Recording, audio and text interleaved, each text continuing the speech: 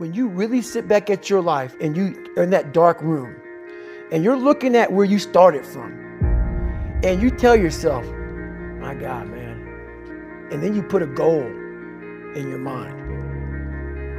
How are you gonna feel, man, when you accomplish this goal coming from that shit? Coming from the fucking hell you came from. A lot of people start from a good starting point. They have a good foundation. What if you can surpass all of these motherfuckers?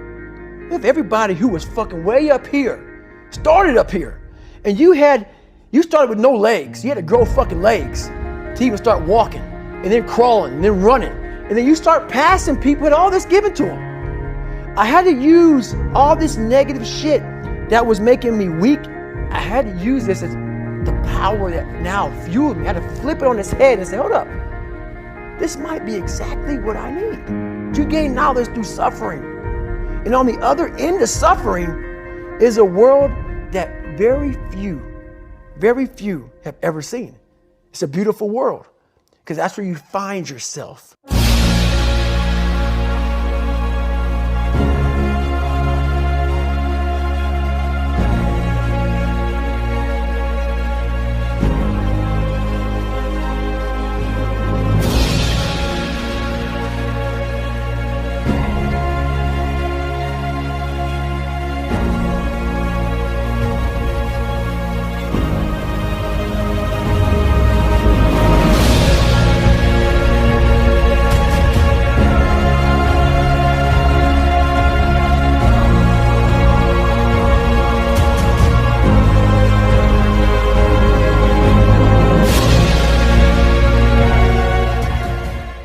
What is up, YouTube? Live via satellite here, and today we are talking Kingdom. And in particular, guys, today we are discussing what makes chapter 641 so good, and also how 642 could be even better. But before we get to that, if you're new here, you should consider subscribing, because we talk a lot about Kingdom. And for everyone else, if you like the video, it really helps out if you like the video. Now, it's taken me a minute to talk about this chapter, I know, but chapter 641 in my eyes was a masterpiece. And I really don't like to rank chapters or anything like that, because with Kingdom, it's just so hard. It's so many good chapters. But for me personally, guys, it's up there. Even though it was a chill chapter with just so many emotional things going on. Like right from the beginning, just seeing how the Haitian units being like paraded through the city like they just won the Super Bowl.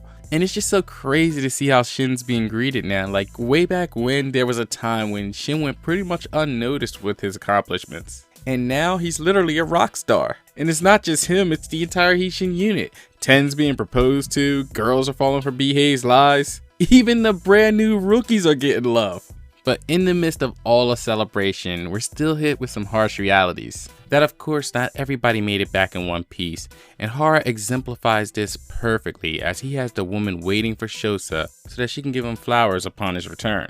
And Sugan, handling the situation perfectly, says that he'll just pass them along to him. And I'm guessing even though Shosa wasn't there in person, in the afterlife he must still be busting Kyogai's balls, bragging about the fact that he got flowers and Kyogai didn't. Because in the next panel, we get a very curious scene of Bihei saying that Kyogai wants flowers too. And I don't know, Bihei could have been lying, but it looks like something was actually happening to him there. But another thing that made this chapter so good to me was just the comedy aspects, whether it was the stuff we talked about earlier or Bihei not being able to wait to see Tobi-chan. Hara kept things pretty lighthearted, especially when Denyu, who was helping Shin out to get a new home built, tells him that it's finished. And everybody wants to come see because they've never seen where Shin lives and they just can't wait to see how their 5,000 man commander lives, right?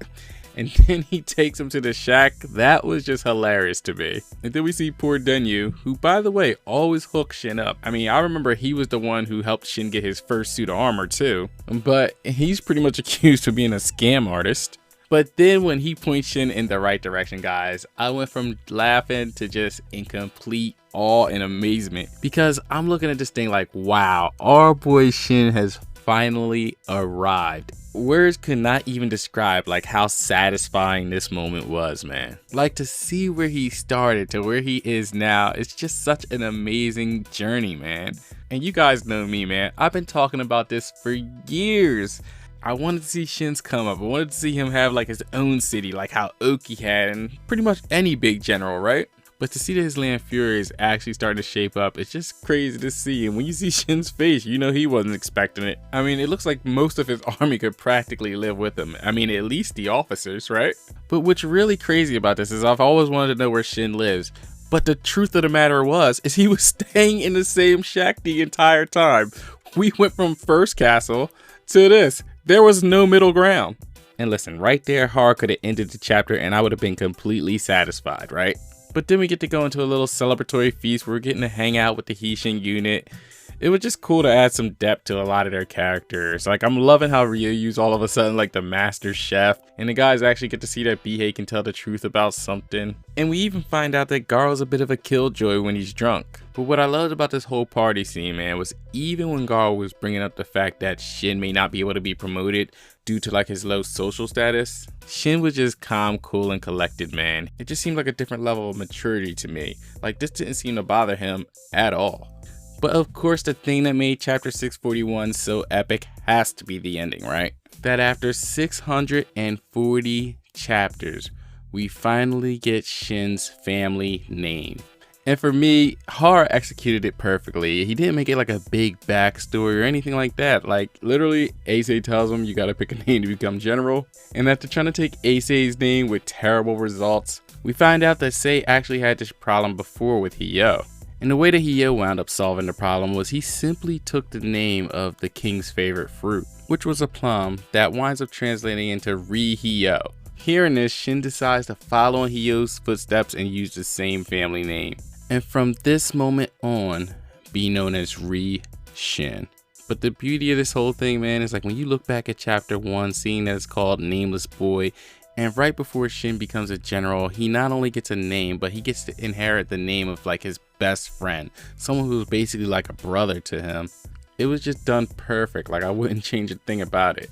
But the thing I do find interesting is just how easily Shin accepted it, knowing that it's the surname of his like arch rival. I kind of feel that's why like Ten and Shogun kind of like fell out, but it's Shin, and I guess I have a little ring to it when we finally get Riboku versus Ri-Shin. Now guys, for the next chapter to be better than this is not going to be an easy feat. Now, I just went over some of the highlights of this chapter, but by no means did I exemplify how impactful this chapter was. Like, bruh, I ain't even gonna lie, I was tearing up reading this chapter. Then I made the mistake of watching Commodore Laz's live reaction, and I cried again. Not to mention that this was a major reveal at the end of this chapter, to the point that anywhere you turn on social media, someone has Ri before their name. It's crazy. I don't think I've ever seen this type of reaction to a Kingdom chapter. So in my mind, I'm thinking, guys, if all of this is happening in chapter 641, then 642 has to be stellar. It's got to be off the charts. It should be the chapter where Shin finally reaches general, right? But at this point, guys, we already know that's happening. And yes, even though it's going to be amazing, I think we need a little bit more to top this chapter. Not much, just a little cherry on top. Alright guys, so a couple of things I would love to see in chapter 642 is Shin actually getting a chance to speak to To.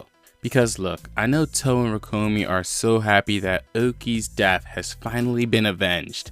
And by none other than the boy he left his glaive to. I feel like that would be a really powerful moment. But honestly guys, I think the thing that would send this chapter into hyperspace is if at the end of this chapter, Ace announces that he's bringing back the 6th grade general system. Honestly guys, that would do it for me. And of course, that's all assuming that Hara sticks with this storyline here, because he could easily drift back over to Zao because we still got a lot of things going on there. I mean, Riboku still needs to be rescued and the king still needs to be dealt with, so I wouldn't be surprised if we went there because there is supposed to be a bit of a time gap before the award ceremony because everybody still hasn't come back from the front lines. But anyway guys, that about does it for this video. Let me know what you guys thought about it in the comment section below. Please leave a like if you enjoyed the video and feel free to share, comment, and subscribe. Peace out.